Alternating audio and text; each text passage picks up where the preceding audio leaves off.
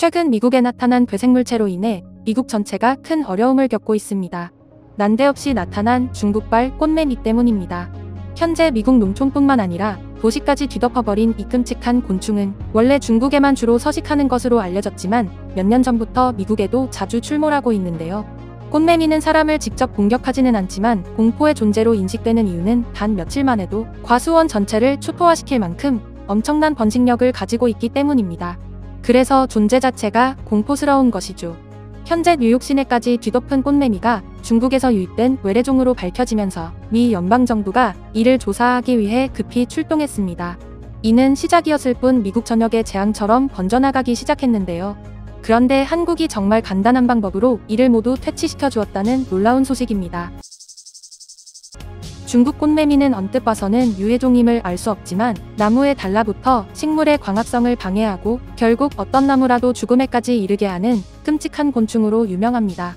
하지만 꽃매미는 비행거리가 짧기에 먼 거리를 날아갈 수 없습니다. 미국 동식물 검역소는 어떻게 이 외래종이 방역선을 넘어 머나먼 미국 캔자스까지 도착할 수 있었는지 의문이었죠. 꽃매미는 주로 중국 남부에서 서식하다가 전 세계로 퍼져나갔기에 중국매미라고도 불립니다. 꽃매미의 경우 비행 범위 자체는 제한적이지만 곤충과 알이 자동차, 기차, 비행기에 들어감으로써 더 먼 거리까지 이동이 가능해졌죠. 사람을 물거나 쏘지는 않기 때문에 사람에게는 직접적으로 해를 끼치지는 않지만 이 곤충의 문제는 번식력에 있습니다. 일반적으로 어떤 일정한 조건이 갖춰진 상태에서 알을 낳는 보통의 곤충들과는 달리 꽃매미의 경우에는 두려울 정도로 아무데나 산란하는 번식력의 비밀을 가졌는데요. 전문가들에 따르면 꽃매미는 어떤 곳이든 산란하며 심지어 움직이는 물체에도 산란이 가능하다죠. 게다가 적응력이 뛰어나 중국 가죽나무에서 살던 꽃매미들은 캐나다에서는 메이플나무와 참나무, 미국에서는 포도나무, 복숭아나무 등 나무의 종류를 가리지 않고 알을 낳는다는 것입니다. 나무에서 알 상태로 겨울을 지나 부화하면 유충기부터 나무 수액을 먹고 사는데요. 수십 년간 꽃매미를 관찰해온 펜실베이니아 주립대 곤충학자 히더 리 박사는 꽃매미들에게 넓은 미국 땅은 마치 뷔페를 만난 격이라고 말할 정도였죠. 학자들은 풍부한 먹을거리와 함께 별다른 천적이 없는 신세계를 발견한 꽃매미들이 미국 전역으로 뻗어나가는 것은 이제 시간 문제라고 전망하고 있습니다. 리 박사는 꽃매미가 달리는 차에서도 떨어지지 않고 달라붙어 있는 경우를 보았고 달리는 말의 갈기에도 산란을 하는 것이 관찰됐다고 말했는데요.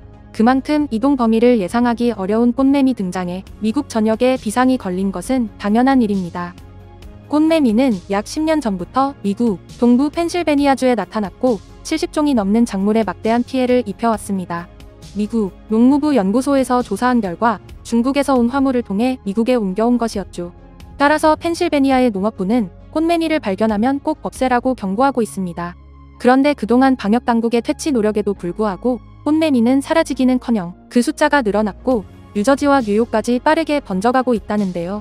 지난 2020년 뉴욕에서도 꽃매미가 처음 발견되었고 매년 그 수가 급증하고 있죠.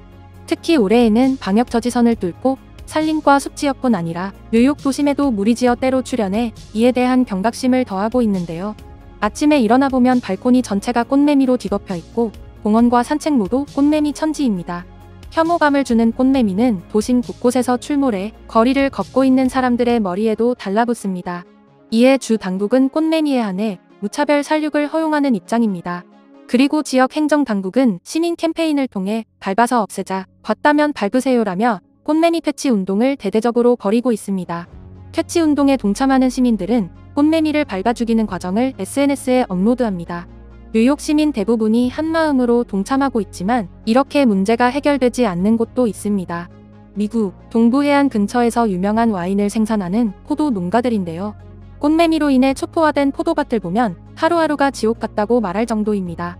꽃매미에 공격한 뉴저지와 펜실베니아주의 포도주 양조업자들은 생업에 위협을 느끼고 있으며 주 당국의 꽃매미를 없애달라며 울부짖고 있습니다. 꽃매미는 사과, 체리, 복숭아는 물론 광범위한 나무 및 포도나무를 주먹이로 삼으며 미국 정부는 이 해충이 포도원, 과수원, 벌목 산업에 심각한 영향을 미칠 수 있다고 경고합니다. 그리고 미국 동부 지역 포도밭은 이미 걷잡을 수 없이 피해가 커져만 가고 있습니다. 최근 CNBC의 보도에 따르면 메릴랜드주에 위치한 피오레 와이너리는 꽃매미가 포도나무의 영양분을 다 빨아먹어 2022년 생산량이 절반으로 줄었으며 버지니아에서는 이미 해충이 남쪽으로 이동함에 따라 와인 제조사들은 공포에 떨고 있는 상황입니다. 노스캐롤라이나 주립대학 연구원들은 이대로 꽃매미 문제를 해결하지 못할 경우 2027년이면 미국 최고의 와인 산지 캘리포니아에 도착할 수 있으며 2034년까지 미국 전체 포도산지가 감염될 가능성이 있다는 예측을 내놨습니다. 그렇게 되면 유명했던 캘리포니아 와인은 더 이상 보기 어려워질 전망인데요. 이와 관련해 방역 전문가 크리스 존스 박사는 꽃매미는 포도 재배자들에게 큰 걱정거리이다. 우리는 한국의 경험을 교훈 삼아 해충 관리자들이 이 해충을 퇴치하는데 도움을 받길 원한다며 한국이 어떻게 꽃매미와의 전쟁에서 이길 수 있었는지 한국 농가에서 그 해답을 구하고 있습니다. 꽃매미는 2006년에 국내에서 처음 발생됐고 2007년부터 대규모로 번식해 나가며 생태계 교란종으로 지정됐습니다. 실제로 한국에서도 엄청난 꽃매미 떼가 나타나 많은 포도농가가 피해를 입었지만 놀랍게도 현재 한국에서 꽃매미는 더 이상 위협적인 존재가 아닌데요. 그 중심에 바로 한 시골 마을에 이장님이 있었습니다. 지난 2010년 한국의 꽃매미 떼가 극성을 부리던 당시 약재와 방역으로 많은 비용이 투자되었습니다. 그런데 충청북도의 한 이장님은 자신이 개발한 방법이라면 꽃매미가 더 이상 두려운 존재가 아니라고 마을 전체에 공지를 했는데요. 바로 그 방법은 파리를 잡을 때 쓰는 끈끈이 테이프를 이용하는 것이었습니다. 방법은 너무나 간단합니다. 꽃매미가 발생한 나무의 가슴 높이에 폭 4cm, 길이 60cm의 끈끈이 테이프를 두세 개 설치하면 끝이죠. 이 방법의 핵심은 미국처럼 성충을 밟아 죽이는 데 있는 것이 아니라 애벌레 떼를 잡아서 싹을 없애는 데 있는데요. 특히 꽃매미가 알에서 애벌레로 변태하는 초기 단계에 사용하면 효과가 더욱 좋다는 것이죠. 이장님은 미국 방역 전문가들에게 꽃매미에게 피해를 입은 나무에 끈끈이 테이프를 감아두고 2-3일쯤 지나면 애벌레가 3,000마리 이상 포획됩니다. 그때 끈끈이 테이프를 교체합니다라고 조언해 주었죠. 또 이장님은 가장 큰 꿀팁을 공유해 주었는데요.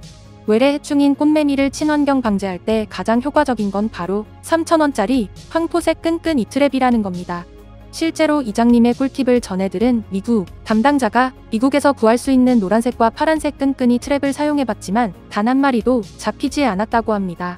결국 펜실베니아의 농업부 연구원들은 한국에서 황토색 끈끈이 트랩을 수입해 가져갔고 올해 꽃매미 애벌레가 발생하는 참나무 숲에다 길이 80cm, 폭 20cm의 끈끈이를 설치한 결과 설치 14일 뒤에 애벌레 약 860마리와 성충 250마리가 붙은 것을 발견할 수 있었습니다. 방역 전문가 크리스 존스 박사는 한국의 특별한 친환경 방제법에 대한 종합적인 실증 시험을 마친 뒤 농가에 보급할 계획이며 한국의 경험이 우리에게 큰 도움이 되었다. 정말 감사를 전한다고 말했습니다. 해외에서는 천문학적인 돈을 들여 방제를 해도 도저히 잡을 수 없었던 해충을 생태계를 침범하지 않으면서도 자연스럽게 개체를 조절해 온 슬기로운 지혜와 우리 민족의 기지에 박수를 보내며 오늘 준비한 내용은 여기서 마치겠습니다. 이상 꿀튜브였습니다. 이번 영상이 도움되셨다면 구독, 좋아요 눌러주세요. 앞으로도 꿀튜브 채널에 많은 관심 부탁드립니다. 감사합니다.